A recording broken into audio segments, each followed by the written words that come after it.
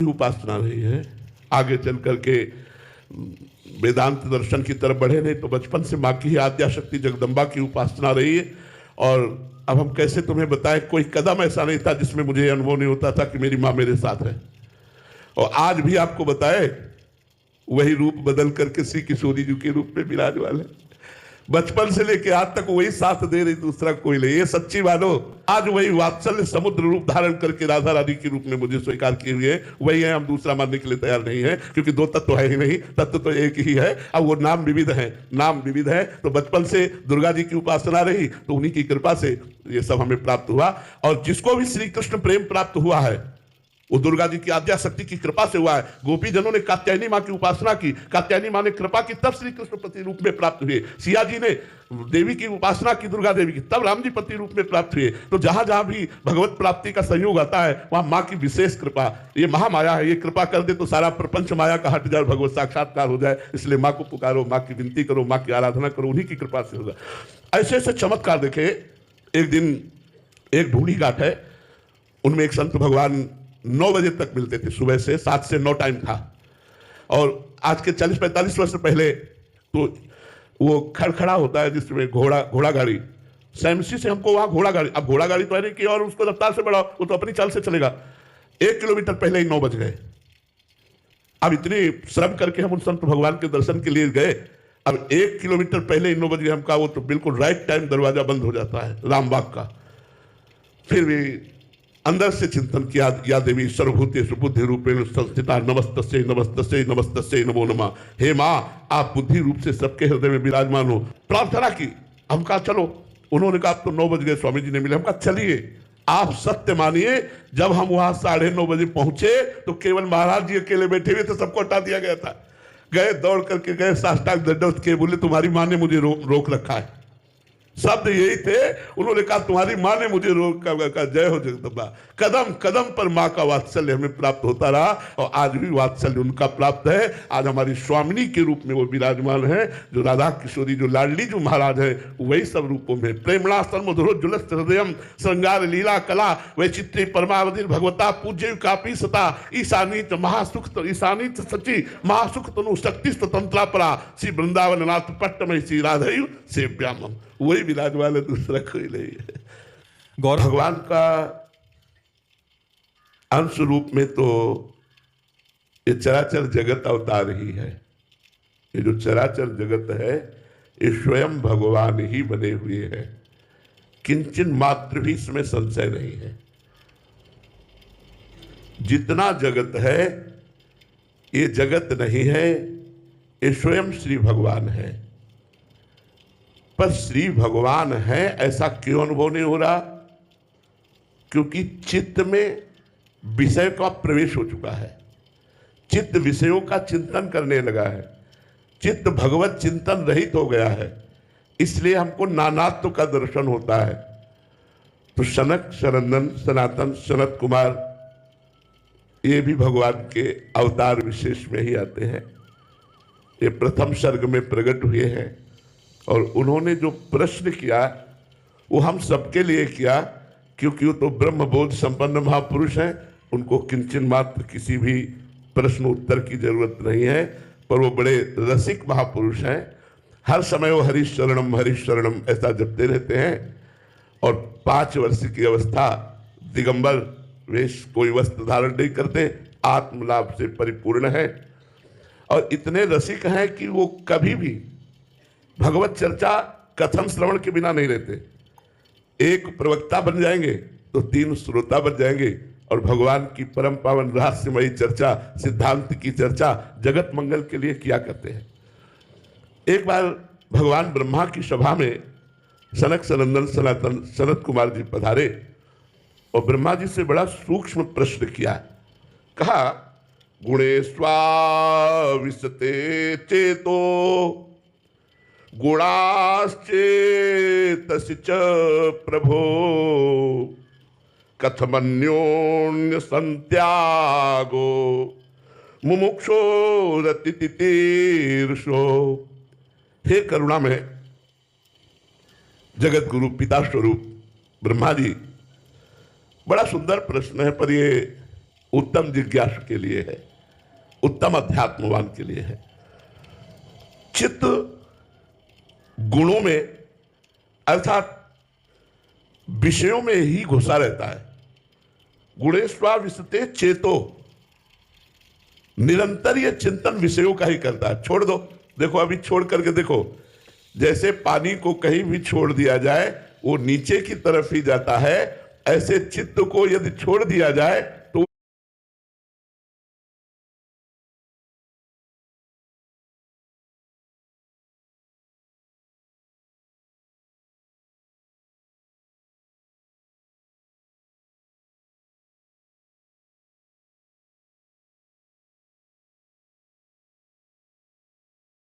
विषय चिंतन ही करता है। तो शनकादि ने प्रश्न किया, गुणेश्वा विशते चेतो,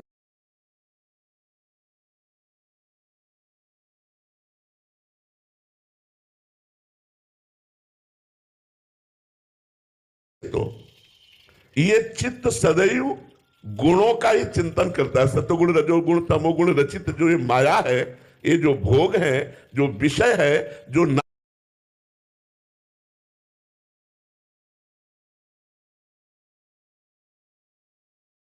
नानात्व तो है, इसी का चिंतन करता है। चित्त की एक एक वृत्ति में विषय प्रविष्ट हो गए हैं।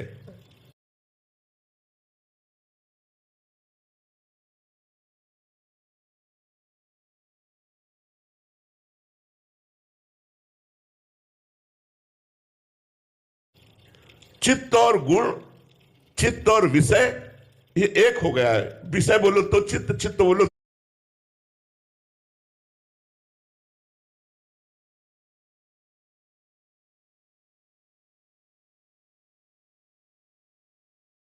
तो विषय।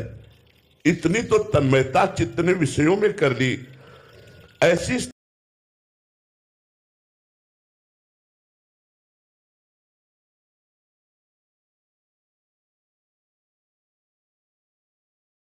स्थिति में जब तक चित्त निर्विषय नहीं होता तब तक भगवत प्राप्ति नहीं होती। एक एक वृत्ति भगवदाकार हो जाए, ब्रह्माकार हो जाए, तब भगवत साक्षात्कार होता है। तो हे पिताश्री, चित्त विषयों में और विषय चित्त में प्रविष्ट से जान पड़ते हैं। यद्यपि स्वरूप से चित्त निर्विकार वासुदेव स्वरूप है। अब संसार सागर से जो पार होना चाहते हैं, मुक्ति पद प्राप्त करना चाहते हैं, तो इन दोनों को अलग कैसे कर सकते हैं? क्योंकि चित्त विषयों में विषयाभिलाषी इंद्रियों के साथ, देखो अंतःकरण चतुष्टय एक ही है। निश्चय करने के कारण उसे बुद्धि कहा गया, संकल्प विकल्प करने के कारण उसे मन कहा गया, चिंतन करने के कारण उसे चित्त कहा गया, और क्रिया का कर्ता और भोक्ता भाव स्वीकार करने के कारण उसे अहंकार कहा गया। तो चित्त कहो या मन, वो विषयों के चिंतन में ही है। ऐसा लगता है कि चित्त की एक एक वृत्ति में विषय प्रविष्ट हो चुके हैं, और जब तक ये निर्विषय चित्त नहीं होगा तब तक मोक्ष पद प्राप्त नहीं होता, भगवत प्रेम प्राप्त नहीं होता। तो हे पिताश्री, संसार से पार अर्थात मुक्ति पद प्राप्त करने वाला इन चित्त को गुणों से विषयों से कैसे अलग करें? ये प्रश्न सनकादि ने भगवान ब्रह्मा जी से किया। एवं पृष्ठो महादेवः स्वयंभूर्भूत भावना ध्यायमानः प्रश्न बीजम नाभ्यपद्यत कर्मधि। भगवान ब्रह्मा जी से जब ऐसा प्रश्न किया, यद्यपि ब्रह्मा जी समस्त देवताओं के शिरोमणि हैं, स्वयंभू हैं, स्वयं प्रकट हुए हैं, सारे जगत के जन्मदाता है, फिर भी इस प्रश्न की धरा पर ही नहीं पहुंच पाए कि सनकादि का प्रश्न का स्वरूप क्या है। क्यों नहीं पहुंच पाए? क्योंकि भगवान का अवतार होना है। जब स्वयं भगवान ने ज्ञान कराया ब्रह्मा जी को, तो अधूरा थोड़ी कराएंगे। ब्रह्मा जी को पूर्ण ज्ञान है, पर इस समय उनको प्रश्न की धरा ही समझ में नहीं आई, क्योंकि भगवान का अवतार होना है। ब्रह्मा जी ने बहुत विचार किया, पर रजोगुण छा जाने के कारण, ब्रह्मा जी का प्रधान जो गुण है वो रजोगुण है। तो रजोगुण छा जाने के कारण त्रिगुणातीत वृत्ति से किया हुआ प्रश्न समझ में नहीं आया। सनकादि त्रिगुणातीत है, स्वरूप से ब्रह्मा जी भी त्रिगुणातीत है, पर ब्रह्मा जी ने रजोगुण को स्वीकार किया, देवादिदेव महादेव जी ने तमोगुण को स्वीकार किया और भगवान श्री हरि ने सत्वगुण को स्वीकार किया। यद्यपि ये तीनों त्रिगुणातीत है।